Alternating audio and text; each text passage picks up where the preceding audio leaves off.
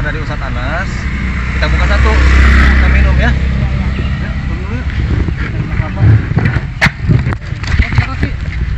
Aduh, kena apa yang kena kakinya malah. Yuk, kita ngadem dulu, mari. Mari bawa belah mabok, bentar.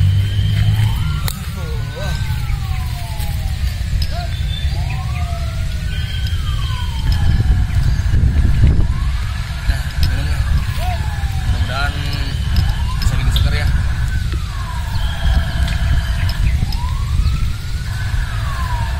Enak kan bapak bakar dari Ustadz Anas? Ini bapak bakar emang ada ramuannya. Habisin. Ya, udah bapak mau bayarin gampang ntar.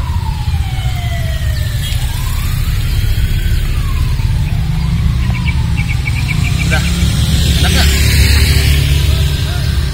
Udah nih, bener nih. Udah ya, kalau gitu kita lanjut lagi ya perjalanannya ya. Oke? Ayo, kita jalan lagi. Udah berani, tinggal aja dah. Udah habis kan? Yuk.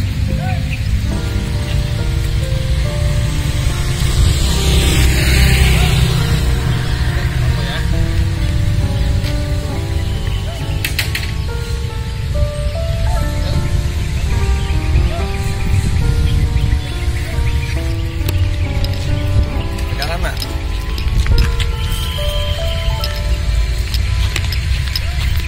Betapa hatiku takkan pilu, telah gugur pahlawanku. Betapa hatiku takkan sedih, hamba ditinggal sendiri.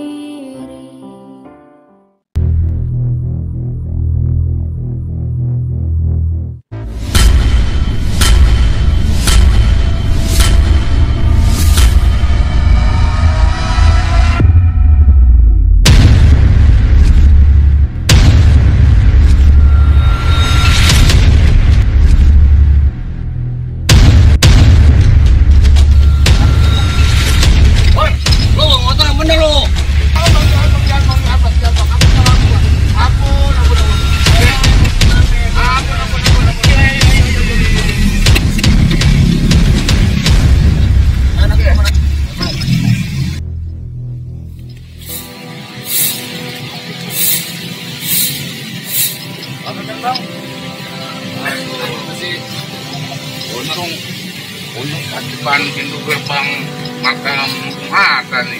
Udah nyampe ya? Ini dia udah nyampe ini bang. Buset, Bray, kita udah di pintu makam Bung Hatta. Jadi tadi kejadian sedikit agak drama ya. Nggak ngerti, nggak tahu tujuannya sama Bray. Pengen mengulik makam proklamator Bung Hatta. Bukan begitu bang? Iya. Assalamualaikum. Waalaikumsalam. Ada yang bisa saya bantu?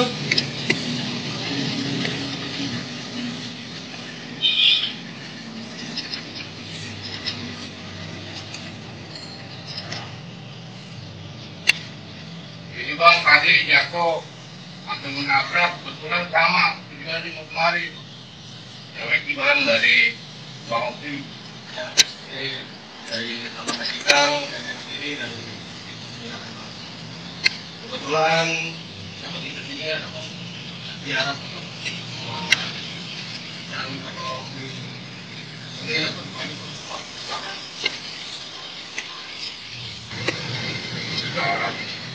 sekarang ada di area ini ya bang ya? Ini bang ya? Oh.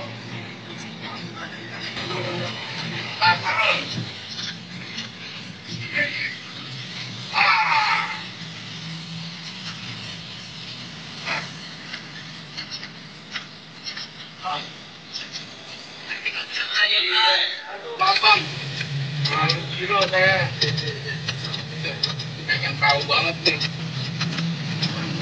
Om, saya dari Bang Opi.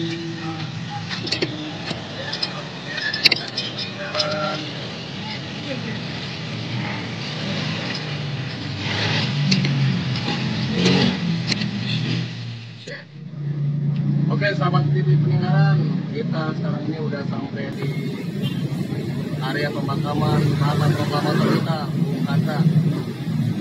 Mau tahu keseruannya gimana ngobrol-ngobrol kita sama Pak Sahrul Akmal selaku penjaga pemakaman beliau? Kita ikutin.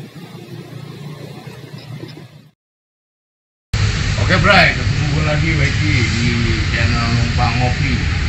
Kali ini kita berada di makam proklamator Bung Hatta, Tanah Kusir. Kebetulan kita udah ketemu sama Pak Sahrul, alhamdulillah banget. Kita dikasih kesempatan untuk berkumpul, wawancara, kita kulik bareng-bareng. Ya, selamat pagi Pak Sahrul. Alhamdulillah, selamat pagi. Pak Sahrul, kedatangan kami ini ingin tahu lebih jauh makam sejarahnya gimana. Terus Pak Sahrul kok bisa sampai jadi pengelola. Bahkan kalau dengar dari warga sekitar penuh drama cerita yang akhirnya saya juga terenyuh Pak. Terenyuh dengan pengabdian Bapak yang selama kurang lebih berapa tahun Pak? 35 tahun. 35 tahun Bray. Coba itu. Kalau bukan izin Allah, kalau bukan ada rasa rasionalis dari Pak Sahrul sendiri, saya rasa nggak mungkin. Karena ini seperti spesial Pak ya. Insya Allah. Karena tidak seperti makam pahlawan Pak. Nanti ada juga pertanyaan kenapa bisa sampai Bung Hatta ada di sini.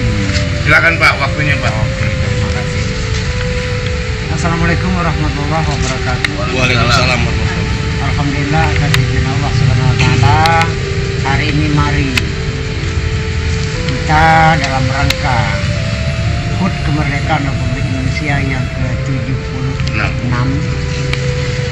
Mari sedikit kita mengenal tentang Bapak bangsa, tentang pendiri bangsa dan proklamator kita Dr. Haji Muhammad Hatta.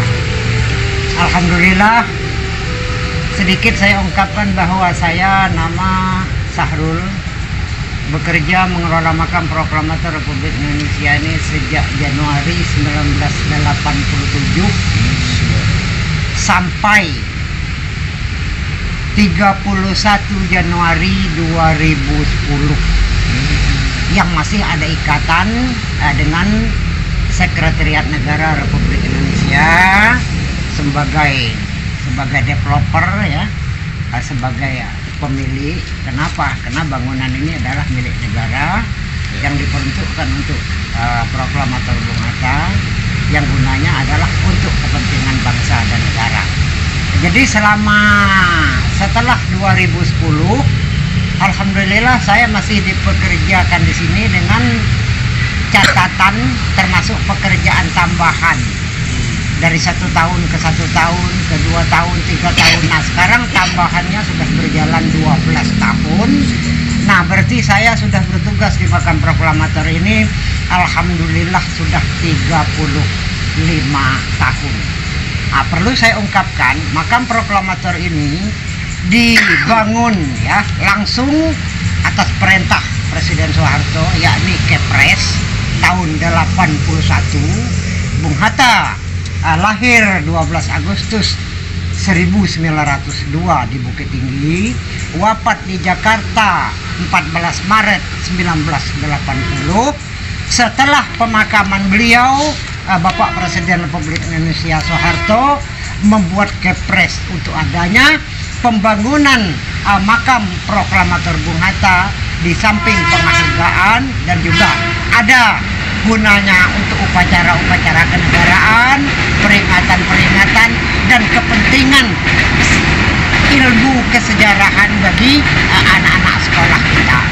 Nah, setelah makam ini dibangun, diresmikan ya oleh Presiden Soeharto tanggal 12 Agustus 1982, yang makam ini murni milik negara. Ada yang bertanya apakah ini sumbangan? Tidak, ini dibangun oleh negara atas perintah Presiden Soeharto, atas nama negara dan bangsa.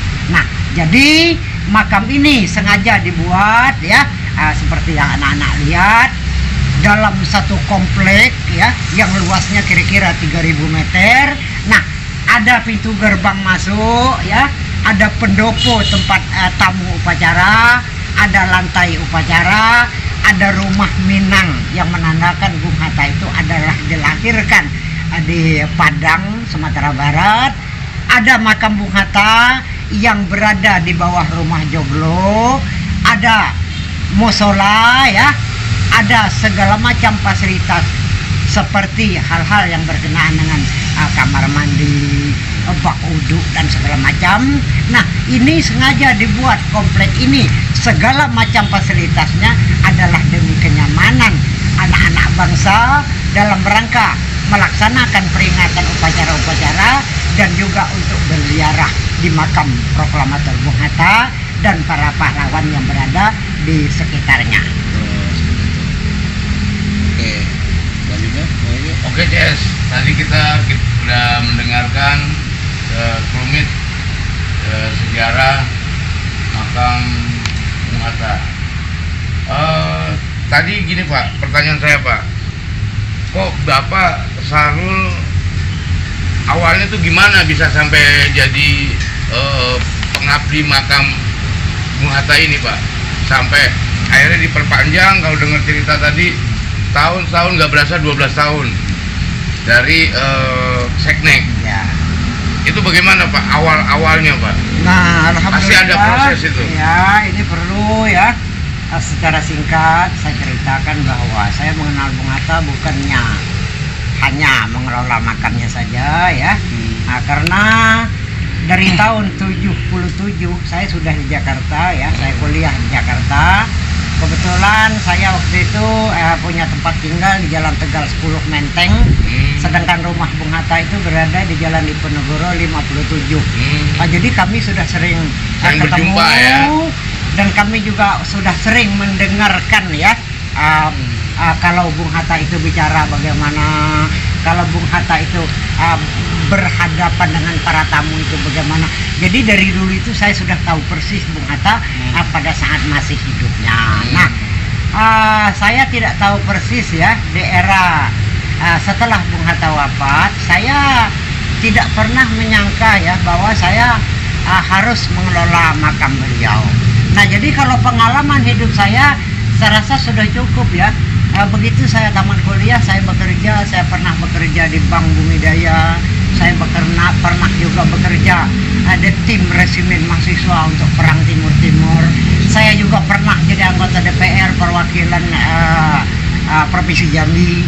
Saya juga pernah memimpin beberapa ormas dan juga pernah juga di RW. Nah, jadi sudah cukup pengalaman ya.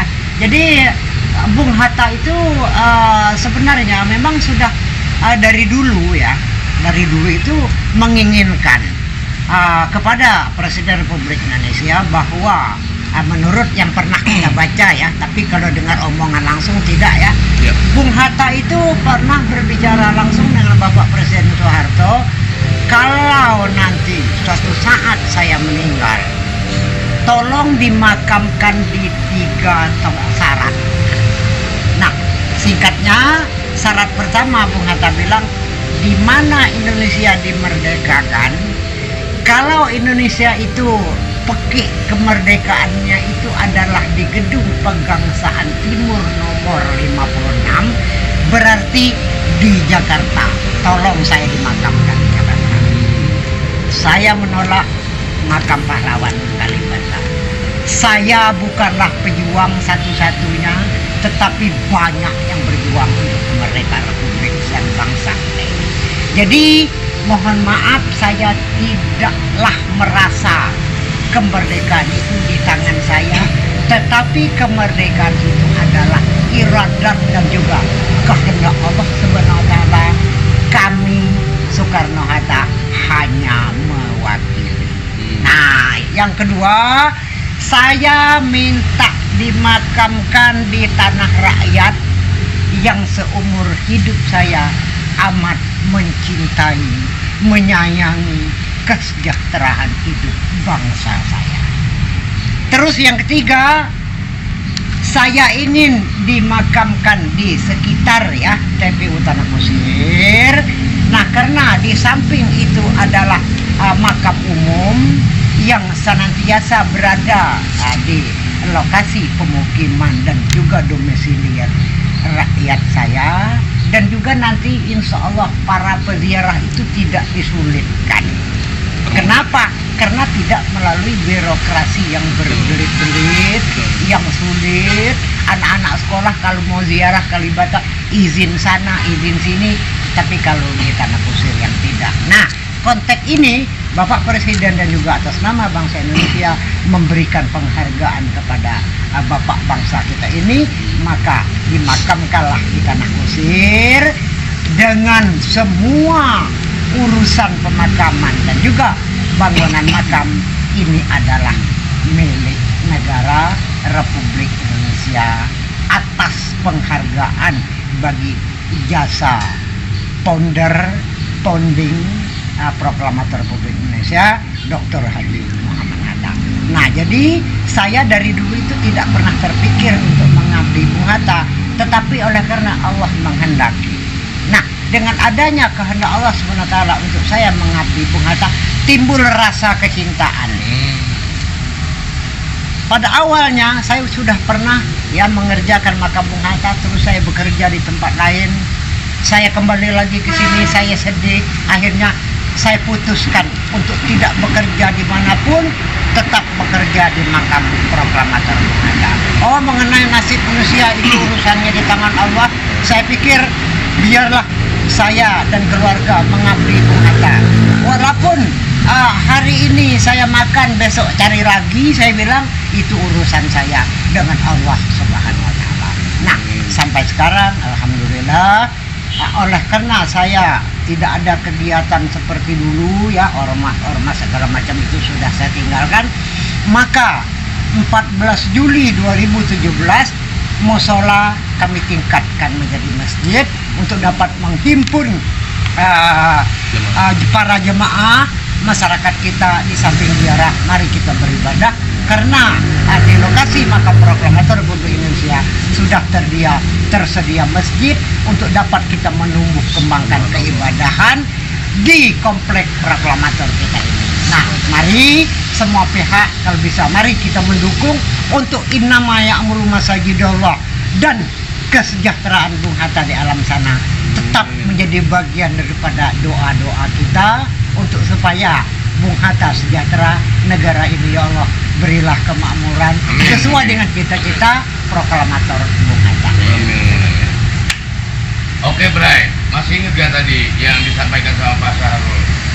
Ini semua permintaan dari Bung Hatta kepada pemerintah yang akhirnya alhamdulillah dikabulkan semua. Alhamdulillah. Jadi buat para viewer numpang ngopi yang lagi lewat, sumpamanya mau sholat, ada tempat sholat, sekalian ziarah biar pada tahu bangsa kita ini ada proklamator, salah satu proklamator Indonesia dimakamkan di Jakarta Tanah Kusir. Itu atas permintaan almarhum beliau. Terus dia juga ingin merakyat dengan alasan kalau di Taman Makam Pahlawan birokrasi agak sulit, di sini insya Allah tidak dipersulit. Bisa datang, kalau waktunya sholat bisa sholat, bisa tanya-tanya ngobrol sama Pak Sahrul.